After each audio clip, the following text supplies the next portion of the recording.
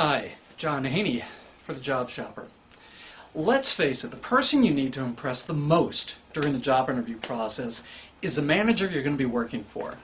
They're the only ones who can say those magic words, "You're hired, when can you start?" From the hiring manager's perspective, they're looking to determine three things.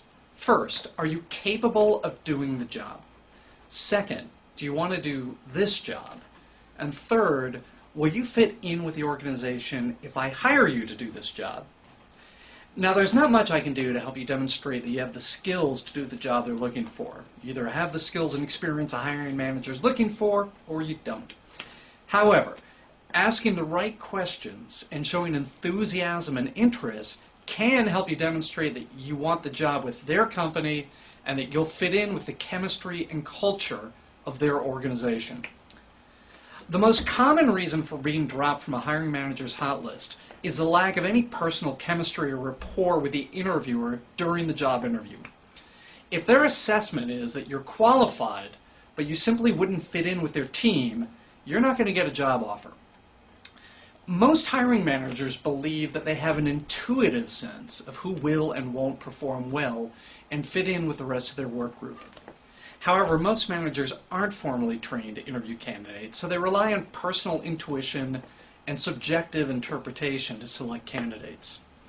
So your primary job during the interview with the hiring manager is to overcome their interview deficiencies and help them focus on how your unique skills can directly benefit the organization, convey your enthusiasm for the position, and engage the interview through thoughtful and astute questions. Now, you can start with a set of basic questions, including, can you explain the company's org chart? Can you give me a more detailed understanding of what my days might be like? What are the specific challenges that you're facing right now? What are the department's specific objectives for the next 3 months, 6 months, 1 year? And why is the position open? Now, these leading questions should open up a variety of avenues for you to ask more probing questions that will help you truly establish whether you're interested in the company. Never forget, the interview is a two-way street. You're not there simply to sell yourself, but to determine if you're sold on the company. So some of the more probing questions could include, what are the things you'd like to see changed in your department, your division, your company? Are there plans for new products or services that I should know about? How has this job been performed in the past?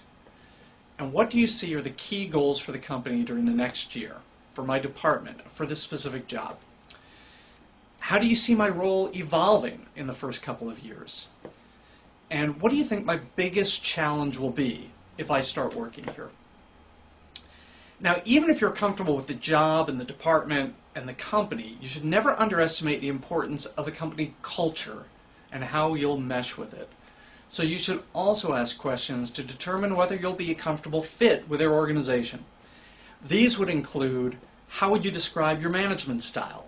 And would you say it's similar to others in the organization, or do you consider yourself a bit of a maverick?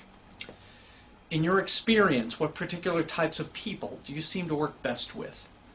What particular traits do you value most in your subordinates? What kind of people seem to succeed in the company? And what have you enjoyed most about working here? And what have you liked least?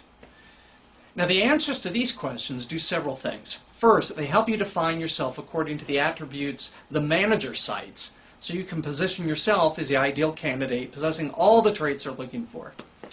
Now, these questions should also give you a good sense of the values of the organization and the hiring manager, and whether you'd be a good fit with both. The important thing to remember is that asking cogent and insightful questions makes you stand out from the rest of the candidates and enhances the perception of your qualifications for the job. You might assume that every candidate comes in prepared and asks intelligent questions, but you'd be wrong.